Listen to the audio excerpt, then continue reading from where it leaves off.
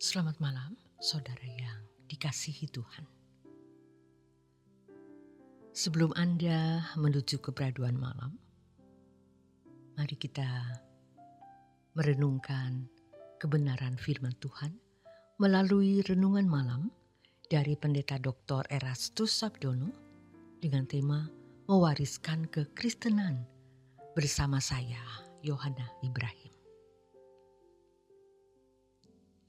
Adalah mudah untuk mewariskan dari generasi ke generasi kekristenan yang menjadi agama, dan sejatinya hal itu sudah sukses terjadi.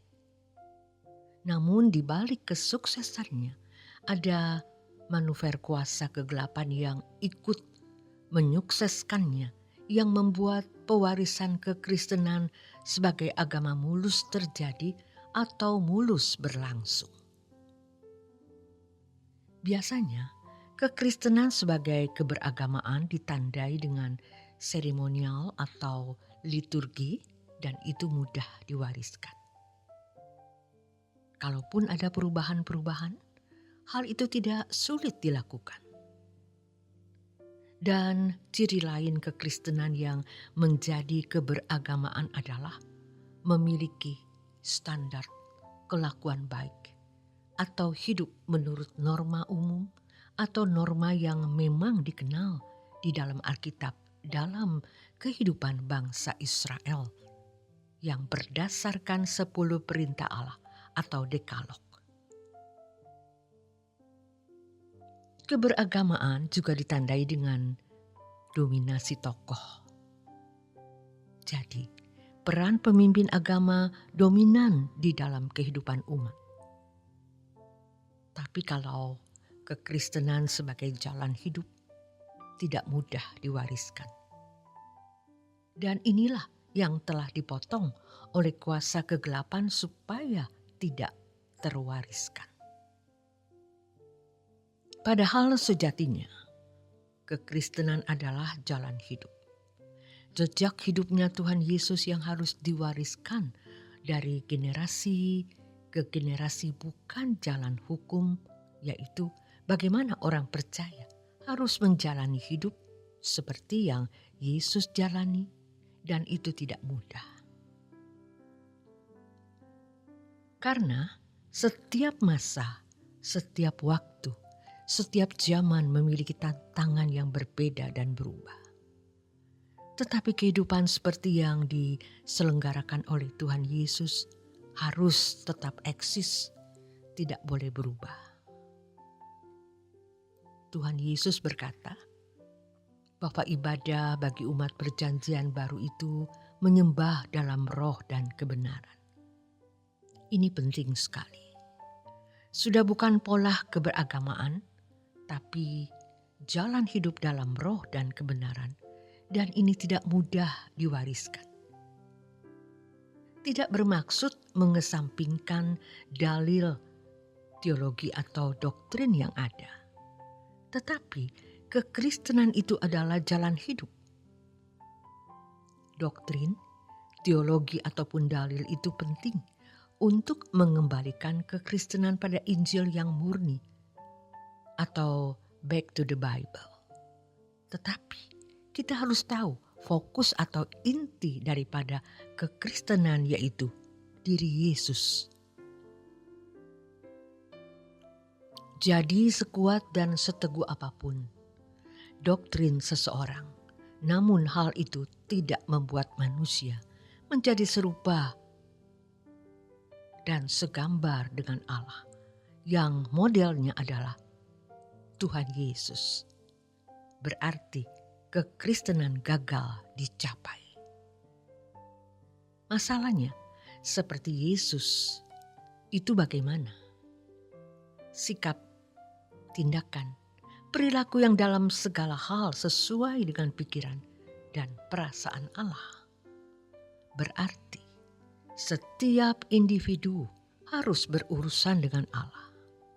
Setiap individu harus bersentuhan dengan Allah. Sebagai jemaat yang menyadari bahwa dirinya tidak memiliki ilmu teologi yang cukup, merasa miskin, Namun kemudian ia melangkah untuk mengenal Allah melalui doa, khotbah, buku dan sarana lainnya. Maka jika dia dengar-dengaran dengan gairah yang murni dan tulus, dia pasti akan menemukan Tuhan. Sebaliknya, seorang yang merasa mengenal Allah karena segenggam ilmu teologi yang dia miliki, dia terparkir di situ. Dia tidak bertemu dengan Tuhan, tapi bertemu dengan ilmu tentang Tuhan. Bertemu Allah dan bertemu ilmu tentang Allah adalah dua hal yang sangat berbeda. Maka, jangan merasa puas dengan hidup kekristenan yang sudah kita capai. Sebab penyesatan kuasa kegelapan yang luar biasa sukses adalah ketika orang Kristen diparkir dalam hidup keberagamaan. Kekristenan itu jalan hidup. Artinya, ibadah kita sesungguhnya bukan seremonial, tapi seluruh perilaku hidup. Melayani Allah itu sesungguhnya pertama, melayani perasaannya. Bahkan setiap kata yang kita ucapkan itu merupakan ibadah. Apakah ucapan yang kita lontarkan telah menunjukkan penghormatan kita kepada Allah? Perlakuan kita terhadap orang lain, apakah menunjukkan sikap hormat kita kepada Allah? Jadi, kita harus bertobat. Jangan merasa sudah berbakti karena kita ada dalam acara liturgi atau kebaktian di gereja, ataupun sudah menjadi aktivis, bahkan pendeta. Yang kedua, jangan merasa sudah melayani Tuhan, sudah berbakti, sudah menjadi orang Kristen karena bermoral baik. Sebab standarnya Bapa di surga sempurna seperti dirinya serupa dengan Yesus. Yang ketiga, tidak tergantung dari siapapun atau apapun. Tidak tergantung pendeta, tidak tergantung pemimpin spiritual manapun, dia bisa langsung bertemu dengan Tuhan. Menapaki jejak Yesus dapat menimbulkan penderitaan, yaitu ketika kita mempertahankan kekristenan yang sejati dengan tidak mengikuti jalan dunia dan membunuh hasrat-hasrat pribadi yang sudah terlanjur melekat di dalam diri kita. Namun inilah pilihan yang harus kita ambil, yaitu menapaki jejak hidup Tuhan Yesus yang tidak dirusak oleh keberagamaan, sehingga rantai kekristenan yang sejati dapat diwariskan dari generasi ke generasi. Sebab pada akhirnya, setiap individu harus menemukan Tuhan, supaya dia mengerti apa yang Allah kehendaki dalam hidupnya. Kemudian dia menjadi seorang seperti yang Allah rancang, karena masing-masing kita memiliki kepribadian yang berbeda-beda. Dan ini menjadi kekayaan kerajaan surga yang bertumbuh dengan landasan karakter Kristus, yaitu memiliki kepekaan, kecerdasan rohani untuk berbuat segala sesuatu selalu sesuai dengan pikiran dan perasaan Allah. Inilah pilihan yang harus kita ambil, yaitu menapaki jejak hidup Tuhan Yesus yang tidak dirusak oleh keberagamaan, sehingga rantai kekristenan yang sejati dapat diwariskan dari generasi ke generasi. Selamat beristirahat.